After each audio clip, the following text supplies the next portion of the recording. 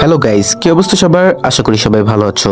আজকে আমরা এক্সপ্লেন করতে চলেছি 2018 সালে মুক্তি পাওয়া কোরিয়ান মুভি বিউটিফুল ভ্যাম্পায়ার।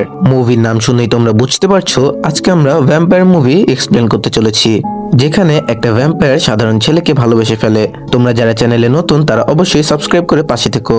তো বেশি কথা না বলে আমরা সরাসরি মুভিতে চলে যাই। মুভি শুরুতে আমরা র্যান নামে একটি সুন্দরী ভ্যাম্পায়ারকে দেখতে পাই, তবে তার তেমন কোনো গুণ ছিল না। তার শুধুমাত্র একটি গুণই ছিল, সে খুব ভালোভাবে মেকআপ করাতে পারত। আর র্যান দীর্ঘদিন যাবৎ মানুষের মধ্যেই বসবাস করছে। সে কোরিয়াতে একটি ভাড়া বাসায় থাকে। আর আপনারা তো অনেকেই জানেন ভ্যাম্পায়াররা রোদে বের হতে পারে না এবং খাবার হিসেবে রক্তকে অনেকটাই পছন্দ করে। আর তখন আমরা দেখি র্যান যখন বাইরে বের হয় তখন খুব ভালোভাবে মেকআপ করে এবং সানস্ক্রিন লাগিয়ে নেয়, যাতে তার চেহারা বা ত্বক জ্বলতে না শুরু করে।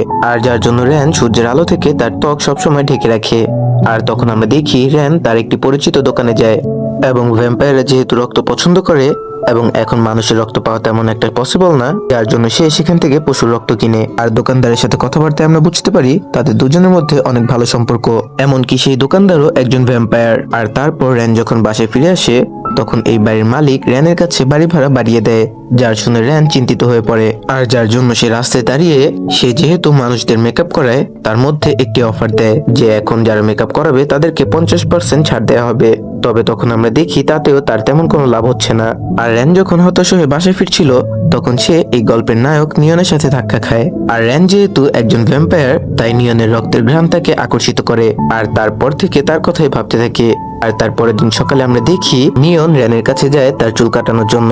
আসলে নিয়ন একটা নাটকের জন্য অভিনয় করবে, আর তাই সে পরিপাটি হওয়ার জন্য সেখানে গিয়েছে। আর তখন আমরা দেখি র্যান নিয়নের রক্তের গন্ধে আকর্ষিত হয়। আর এই রক্তের গন্ধে সে আকর্ষিত হয়ে নিয়নকে কামড় দিতে পারে বলে সে তার নাকের মধ্যে কিছু তুলা গুঁজে দেয়, যার ফলে নিয়নের রক্তের গন্ধ তার কাছে কম আসবে। নিয়ন এই বিষয়টি দেখে ভাবতে থাকে র্যান হয়তোবা তার প্রেমে পড়ে গিয়েছে। আর র্যান যখন নিয়নের চুল কাটছিল তখন তার কাছে নিয়নের রক্তের গন্ধ এতটাই তীব্র লাগছিল যে সে নিয়নের ঘাড়ের মধ্যে কামড় দিতে যাচ্ছিল। আর সে সময়ই তার বাড়ির মালিক সেখানে চলে আসে। আর তখন আমরা জানতে পারি নিয়নের মাই হচ্ছে এই বাড়িয়ালি। আর বাড়িয়ালির শব্দ শুনেই র্যান সেখান থেকে দূরে চলে আসে। তবে তখন আমরা দেখি বাড়িয়ালি তার ছেলে নিয়নকে মারতে শুরু করে, কারণ সে চায় না তার ছেলে র্যানের সাথে মিশুক।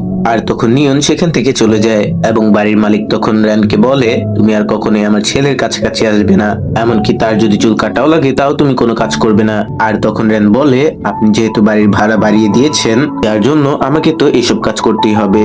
আর তখন বাড়ির মালিক বলে নিয়ন যেই টাইমে তোমার কাছে চুল কাটাতে আসবে তখন তুমি তার চুল কাটাবে না, যার জন্য সেই টাকা আমি তোমাকে পরিশোধ করে দিব।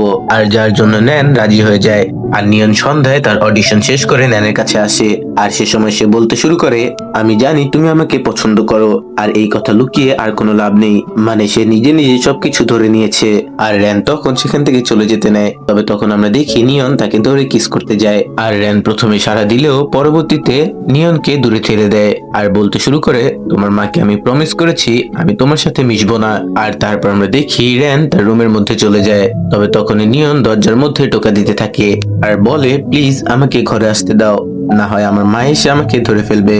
আর তখন আমরা দেখি র্যান নিয়নকে ঘরের মধ্যে নিয়ে আসে। আর তখন আমরা দেখি র্যান বলতে শুরু করে তোমার শরীরের গন্ধ কেন এতটা আমাকে আকর্ষণ করে।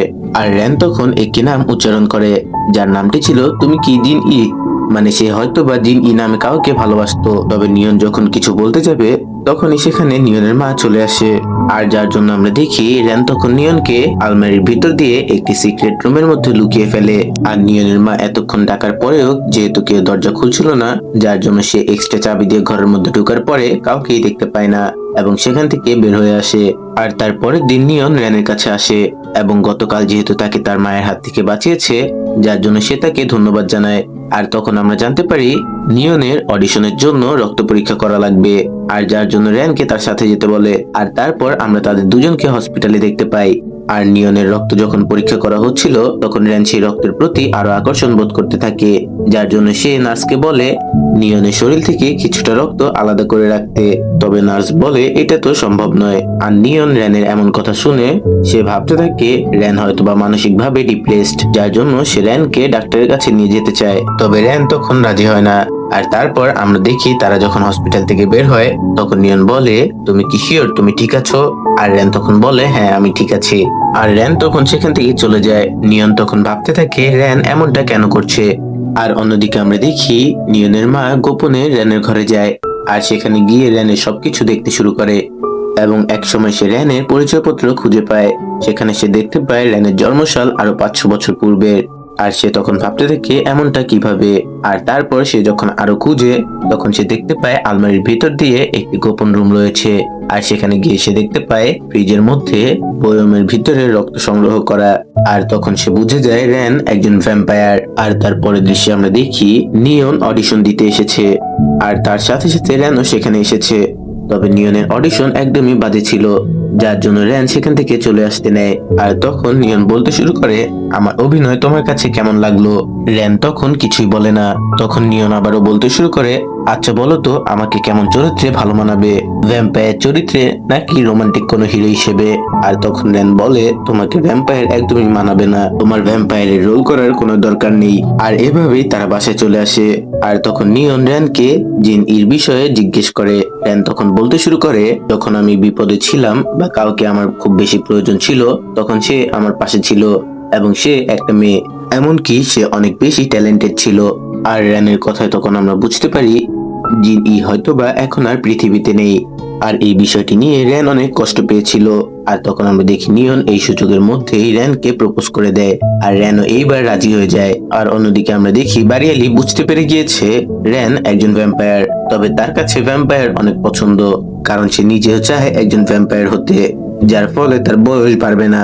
আর অন্যদিকে রেন আর নিয়ন যখন ঘরের মধ্যে ছিল তখন তারা অনেকটাই রোমান্টিক হয়ে যায়, যার জন্য তারা যখন ক্লোজ হচ্ছিল তখন রেনের কাছে নিয়নের রক্তের গন্ধ আরো তীব্র হয়ে যায় এবং এইবার সে নিয়নকে কামড় দিয়ে দেয়। তবে নিয়ন তখন বলতে থাকে, রেন তুমি এমনটা কেন করছো, আমার খুব ব্যথা হচ্ছে।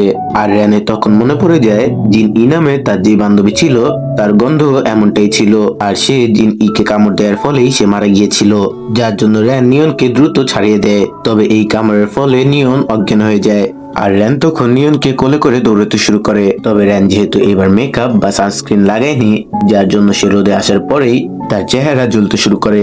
আর নিয়নও এই দৃশ্য দেখে বুঝতে পারে রেন একজন ভ্যাম্পায়ার। তখন আমরা দেখি রেন সেখানেই পড়ে যায় আর সেই মুহূর্তেই রেনের সেই পরিচিত দোকানদার সেখান দিয়ে যাচ্ছিল। আর রেন আর নিয়নের এই অবস্থা দেখে সে দ্রুত নিয়নকে নিয়ে হসপিটালে চলে যায়। আর তারপরের দৃশ্যে আমরা দেখি নিয়ন একদমই ঠিক রয়েছে। আসলে ভ্যাম্পায়াররা কামড় দেওয়ার পরে যদি শরীরে পুরোপুরি রক্ত খেয়ে ফেলে তাহলে সে লোক বা ব্যক্তিটি মারা যাবে। তবে ভ্যাম্পায়াররা যদি পুরো রক্ত না খায় তাহলে সে লোকটিও ভ্যাম্পায়ার হয়ে যাবে। আর যেহেতু রেন নিয়নের পুরো রক্ত খায়নি, যার জন্য নিয়নও এখন ভ্যাম্পায়ারে রূপান্তরিত হয়ে গিয়েছে। তবে তখন নিয়ন রেনের সাথে দেখা করার জন্য তার অ্যাপার্টমেন্টে চলে যায়। আর তখন সে জিজ্ঞেস করে, তুমি কিভাবে ভ্যাম্পায়ার হলে?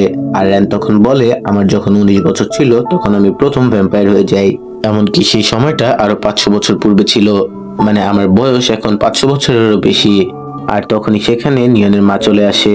তবে সে এইবার তাদের দুজনকে একসাথে দেখেও কিছু বলে না, কারণ সে তো ভ্যাম্পায়ার পছন্দ করে। আর সে তখন রেনকে বলে, আমিও ভ্যাম্পায়ার হতে চাই, তুমি আমাকে ভ্যাম্পায়ার বানিয়ে দাও। আর তখন আমরা দেখি রেন বলে, যদি আমাদের বাড়ি ভাড়া কমিয়ে দেন তাহলে আমি আপনাকে সহযোগিতা করতে পারি। আর বাড়িয়ালিও তখন রাজি হয়ে যায়, মানে এখানে কিছুটা হাস্যকর সিন ছিল। আর তখন নিয়ন তার মাকে সেখান থেকে পাঠিয়ে দেয়। আর তখন তারা একে অপরকে তাদের ভালোবাসা আবারও প্রকাশ করে। আর আমরা তখন বুঝতে পারি তারা একে অপরকে অনেক বেশি ভালোবাসে। এখন থেকে হয়তোবা তারা দুজনেই ভ্যাম্পায়ার হয়ে সারা জীবন বেঁচে থাকবে।